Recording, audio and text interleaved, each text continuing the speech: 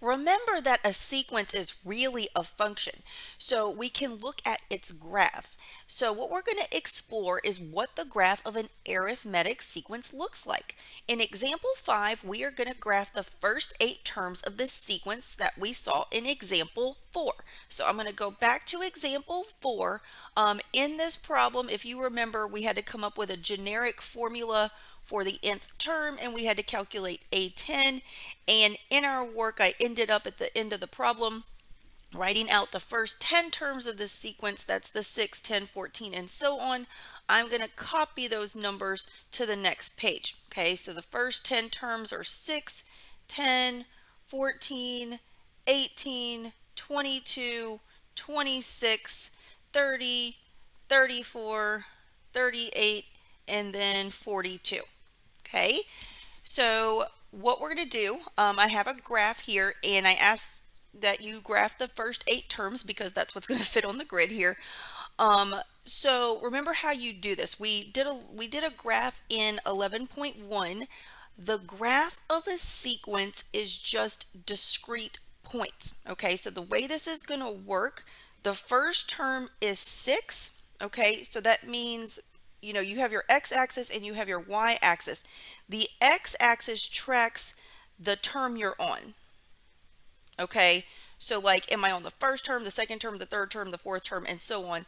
And then the y value tracks what the value of the term actually is. Okay, so to kind of make these, you can turn these into ordered pairs.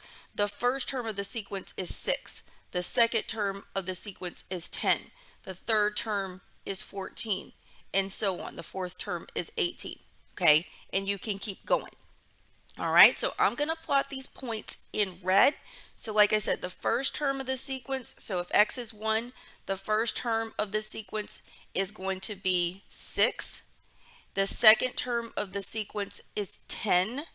The third term of the sequence is 14. Okay, and I'm just going to keep doing this. The fourth term of the sequence is 18. The fifth term is going to be 22. Okay, and then if we go down, let's see, we're on the sixth term now. The sixth term is 26. Okay, so that's going to be right here. Okay, this is the point 526. Okay, and then I know it's not all fitting in the view of the video here, but next we're on the, let's see, 1, 2, 3, 4, 5, 6. We're on the seventh term. The seventh term is 30. Okay, so this would be the point 730. Okay, and then let's see, we'll go to the next one. This is going to be the eighth term. This is going to be 34. So this is the point 834. Okay, so hopefully you get the idea. If you generate more terms in the sequence, you can plot them accordingly. Okay, so this is what the graph of this sequence looks like. Okay, if you notice, okay, the graph of, or if you graph these points out, they all fall along a line. Okay, the graph of the sequence is not the line itself, it's just these discrete points on the line. Okay, so from doing this, we're going to make some conclusions. We're using this one specific arithmetic sequence to talk about arithmetic sequences in general. So for conclusion number 1, it says the graph of an arithmetic sequence is a linear function. Okay, all of these points that we plotted the first 8 terms, and we can see that, the points in this sequence, okay, if you plot them, they fall along a line. It's a linear function. Okay, however, like I said, the graph consists of discrete points. It's not the entire line. Okay, that's because the domain is a subset of the natural numbers. Okay, so let me get a little more specific here. If you're doing this, okay, and you want to talk domain and range, okay, the domain of this function is going to be the counting numbers. I have the first term, the second term, the third term, the fourth term, and so on. Okay, the range, the y values, the outputs, that's going to be the terms of the sequence. Okay, so the first term is 6, second term is 10, third term is 14, then 18, and so on. Okay, so that's what's going on here. Okay, we've got a linear function. Okay, the domain is a subset of the natural numbers. You can only plug in counting numbers. The outputs are going to be the actual terms of the sequence. Okay, all right. The next conclusion number 2. Okay, wonder what I'm thinking there. Okay, something to notice about this. Okay, what do we think of when we're dealing with lines? Okay, one of the first things we think about with lines is slope. Okay, what is the slope of this line? Okay, well, let me come down here where we can actually see both the x and y axis. Okay, think about the slope. It's rise over run. Okay, how do you go from one point to the next? Well, let's look at this. Okay, if I go from this point to this point, let's think about the rise over the run. All right, so the rise over the run, okay, obviously my line is sloping up, so this is going to be a positive slope, okay, but if you count the units here, the rise here is 1, 2, 3, 4 units, okay, the run is 1 unit, okay, so the slope here seems to be 4, okay, you can check it out again here. I have to go up 4 over 1, okay, and then again you do the same thing, up 4 over 1, okay, so you can kind of see here the slope of this line is 4, okay.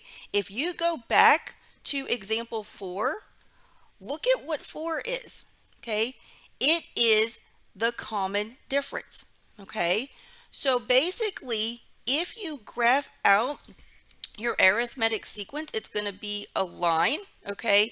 The slope of the line is the common difference, okay. So that's our next conclusion. The slope of the line is the common difference D.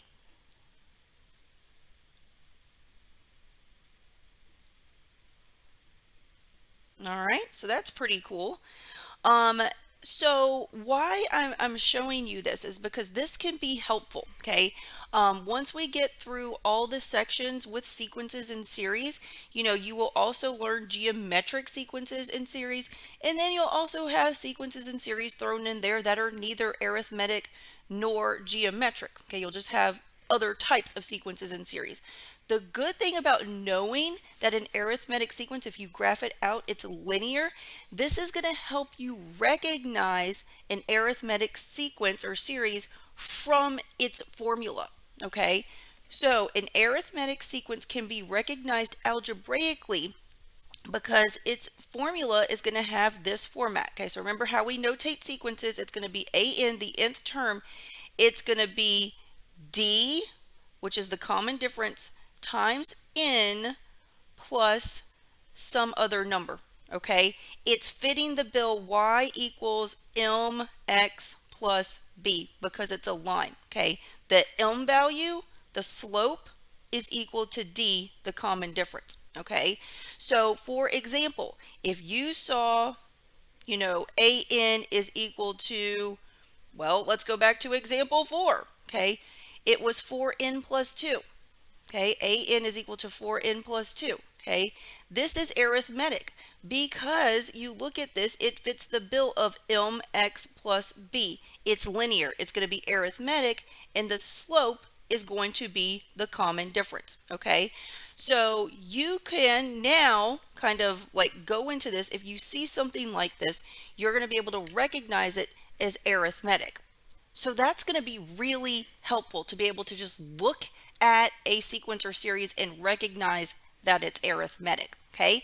Another good thing about looking at arithmetic sequences in this manner, if you look at the top of page 5, knowing that an arithmetic sequence is linear, okay, this is going to give us some alternate formulas for both the nth term of an arithmetic sequence and for the common difference of an arithmetic sequence. Okay, so let's hone in on this to begin with. Okay, here's an alternate formula for the common difference. Okay, if this looks familiar to you, it should. This is the slope formula. Okay, so to get what this is saying, okay, let's go back and read what this an and am is. It says in an arithmetic sequence with mth term am and common difference d, then if we're looking at the nth term, okay, so basically we've got two separate terms here. We've got an and then we've got am. These are two terms in the sequence, okay?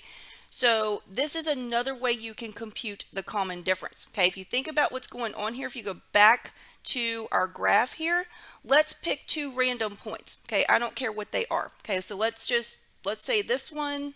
So let's say this is the mth term. So I'm going to say this would have coordinates am, and let's say this is the nth term up here. So it would have coordinates n, okay?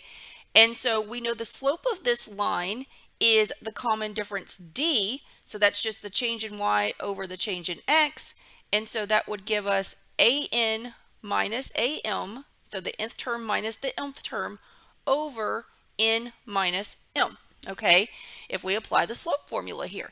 And so that's exactly where this common difference formula, the alternate formula for it, is coming from, okay? So again, if you have an arithmetic sequence, the points fall along the line, and the slope of that line is indeed the common difference d, okay?